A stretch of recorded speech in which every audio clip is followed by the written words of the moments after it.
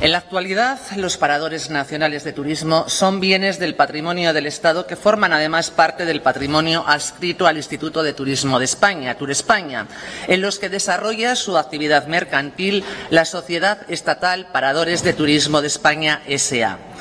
La red de paradores nacionales abarca 97 establecimientos hoteleros diseminados a lo largo y ancho de nuestro país, con una facturación aproximada de 270 millones anuales en 2021 y 310 millones en 2022 y con alrededor de 4.500 puestos de trabajo.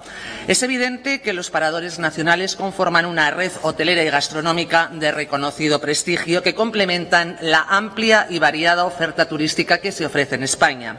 Sin duda conforman un referente y un reclamo turístico tanto a nivel nacional como internacional. Un referente histórico del que han podido disfrutar españoles de diferentes generaciones y que han servido de espacio vacacional para miles y miles de familias a lo largo de sus casi 100 años de existencia. Además de todo lo anterior, los paradores también son un referente arquitectónico, ya que muchos de ellos se encuentran ubicados en edificios emblemáticos con una arquitectura muy singular y cargada de encanto. Buena prueba de todo lo expresado anteriormente son los paradores nacionales situados en el País Vasco. El parador de Hondarribia, conocido como el Castillo de Carlos V, se encuentra ubicado en una construcción del siglo X en el que se alojaron el emperador Carlos V, Felipe IV y Felipe V y hasta el mismísimo Velázquez, junto con el de Argómaniz, situado en un edificio de 1712 conocido como el Palacio de la Rea, de estilo renacentista, y solamente son los representantes de este patrimonio nacional en nuestro territorio.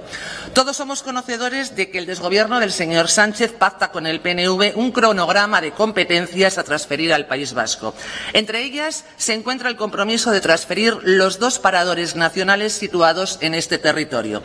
La respuesta parlamentaria ofrecida por el Gobierno de España a una pregunta formulada en el Congreso de los Diputados deja la puerta abierta a que la citada transferencia se pueda materializar.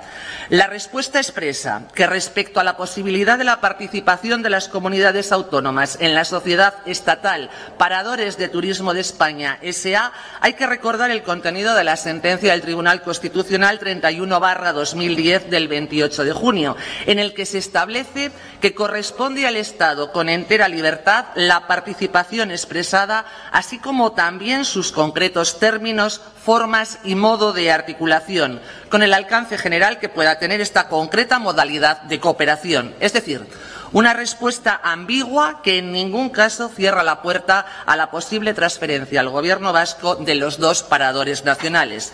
Y teniendo además en cuenta los antecedentes del Gobierno del señor Pedro Sánchez y el incumplimiento reiterado y continuado de los compromisos que él mismo adquirió públicamente, mucho nos tememos que si transferir los paradores nacionales a Euskadi lo considera necesario para sus propios intereses partidistas, lo hará sin ningún miramiento. Cabe recordar que Sánchez es el político que más ha incumplido la palabra dada en toda la historia de la reciente democracia española. Aseguró que no pactaría con Podemos, ya que ello le produciría insomnio, y todos sabemos cuál es el resultado final. Expresó que nunca pactaría con Bildu y se ha convertido en su socio preferente, poniendo incluso la alfombra roja a las excarcelaciones de los terroristas de ETA. Aseveró que tampoco indultaría a los golpistas catalanes y se encuentran fuera de prisión. Incluso anunció que traería a Puigdemont y lo pondría a disposición de la justicia, y con la rebaja del Código Penal ha facilitado su vuelta triunfal.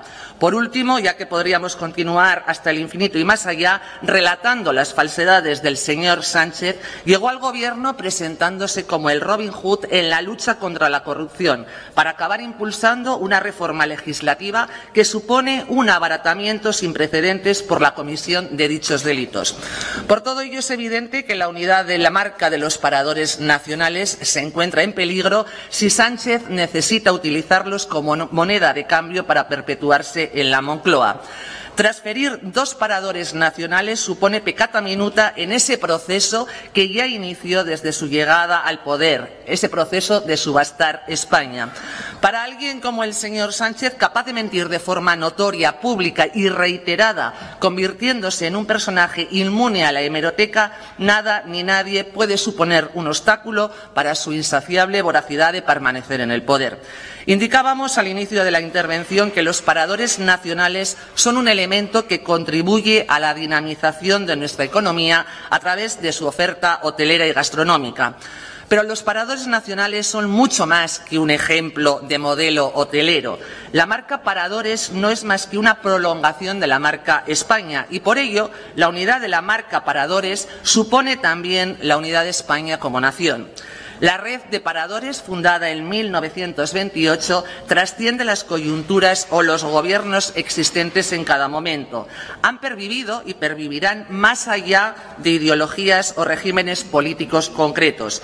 Lo harán porque forman parte de nuestra historia y de nuestra idiosincrasia como país. Son buques insignias y verdaderos símbolos intergeneracionales de nuestro patrimonio y acervo cultural.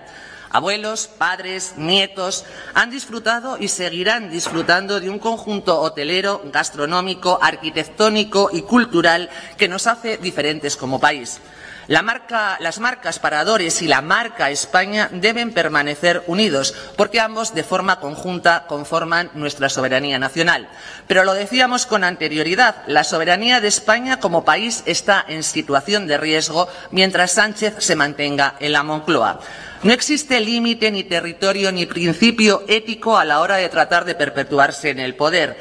Transferir los dos paradores al País Vasco supondría un nuevo ejemplo del intento del señor Sánchez para profundizar en el desmantelamiento de España, algo que ya ha hecho desde su llegada al poder. Y en ese proceso siempre encontrará la lealtad del PNV. Un PNV que lleva en su ADN erosionar cualquier simbología del Estado en el País Vasco. A lo largo de estos más de 40 años de régimen nacionalista han tratado de arrinconar al castellano, tanto en las aulas como en el acceso al empleo público. Han tratado de esconder la bandera de España en los edificios oficiales y la siguen escondiendo. Mantienen un veto para que la selección de fútbol de España pueda jugar en territorio vasco e incluso diseñaron y han mantenido en el tiempo un mapa meteorológico a imagen y semejanza territorial de su imaginaria nación vasca, eliminando cualquier conexión con España. Y, por supuesto, han tratado de invisibilizar a los cuerpos y fuerzas de seguridad del Estado. Para el PNV, recibir la transferencia de los paradores nacionales representaría otra victoria en esa lucha sigilosa que pretende erosionar la presencia de toda simbología de España en el País Vasco. La primera acción que ejecutaría el PNV si se consumase la transferencia sería la de desnaturalizar su nomenclatura, para acto seguido colocarle la txapela y rebautizar los paradores en forma de nombre en euskera. Se me ocurre Paradoreak o aún más euskaldun, Aterpeak. Sustituirían cualquier símbolo nacional e incorporarían retratos de los diferentes lehendakaris, y todo con el objeto de sustituir la marca España por la marca Euskadi, dentro de su estrategia obsesiva de enfrentar y anteponer sentimientos e identidades históricamente complementarias. El PNV y Sánchez se entienden a la perfección porque ambos tienen un objetivo común: desmantelar España como país y finiquitar siglos de convivencia compartida entre las diferentes culturas y territorios que conforman nuestro país. Y todo para que el autócrata ibérico pueda perpetuarse en el poder. Vivimos una situación inédita, todo un país al servicio de una persona. No se pueden ceder las estructuras esenciales del Estado como moneda de cambio y mercadeo político. Los paradores nacionales no pueden salir a subasta por el simple capricho y la necesidad aritmética de Sánchez para seguir en la Moncloa. Los paradores han sido elementos fundamentales de vertebración y cohesión territorial y han contribuido a la presencia del Estado en todo el territorio nacional. Por tanto, su cesión supondría la desaparición de un trocito de nuestra soberanía nacional en el País Vasco, precisamente en un territorio donde se hace necesario reforzar la presencia de los símbolos del Estado que durante décadas han sido marginados y arrinconados por el PNV.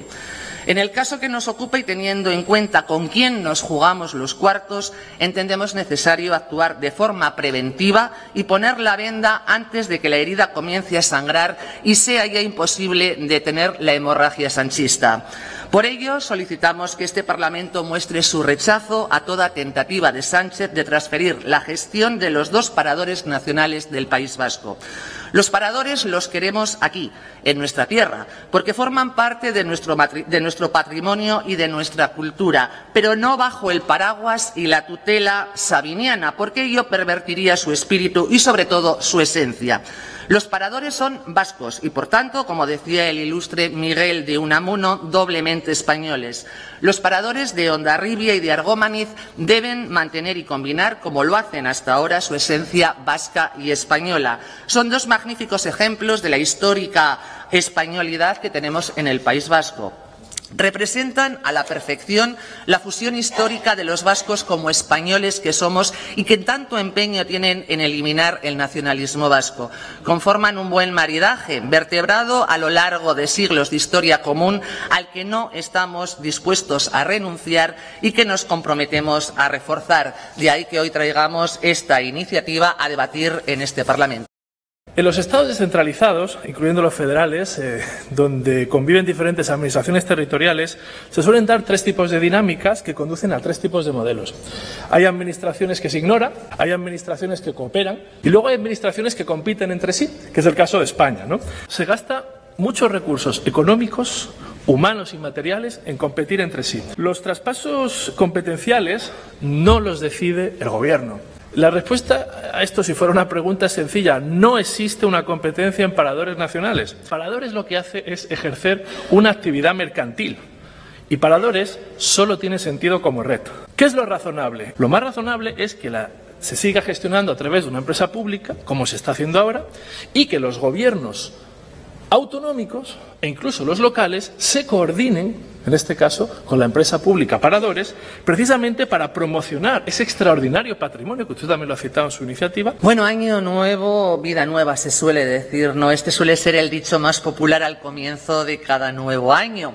Nuevo año que además suele venir cargado de nuevos propósitos, con la notable excepción de los parlamentarios vascos. Aquí, en esta Cámara Legislativa, se sigue aplicando aquella famosa canción de Julio Iglesias, La vida sigue igual, señor Gordillo. Yo, desde luego, tengo que agradecer su intervención, como siempre hago hacia su grupo, por no ser partícipes de este bochornoso cordón que nos imponen, y desde luego también le agradezco su magistral clase de Derecho Constitucional, en la que sé que es un gran experto y sabe que se lo digo con todo el cariño del mundo. Pero bueno, lo que decía, la vida sigue igual, porque los representantes políticos vascos no tienen intención de hacer el más mínimo propósito de enmienda. Y no lo tienen porque desde el inicio pusieron su listón de intolerancia muy alto y ahora, pues, recular les resulta un poco como imposible. Su soberbia va a hacer que la violencia psicológica que vienen practicando desde el inicio de la legislatura persista hasta el final de la misma. Estamos ante el único parlamento democrático donde se practica el apartheid político por razones ideológicas. El único parlamento donde se promueve y se ejerce el odio parlamentario por motivos ideológicos. Un parlamento que tiene la exclusividad de ser el único exponente de la violencia psicológica hacia el adversario político. Un parlamento donde sus representantes ejercen de maltratadores psicológicos sin importarles, en este caso, si se trata o no de una mujer. La defensa de la mujer y la condena del maltrato hacia ella varía en función de la ideología de la víctima. Y sí, en esta Cámara Legislativa existe maltrato colectivo hacia esta parlamentaria, como usted muy bien sabe, señor Gordillo. Además, ejercido de forma premeditada, planificada, intencionada y continuada en el tiempo. Pero el apartheid político se practica dentro de esta Cámara y también fuera, intentando silenciarnos dentro y no pudieron conseguirlo, no nos silenciaron, pero ahora nos silencian también desde fuera, odiando nuestras intervenciones y propuestas. Sufrimos, pues, un apartheid político y también puedo decir que mediático. Existen medios que han naturalizado y ofrecen una excelente cobertura a quienes a fecha de hoy todavía no han condenado los más de 800 crímenes de ETA aún sin resolver.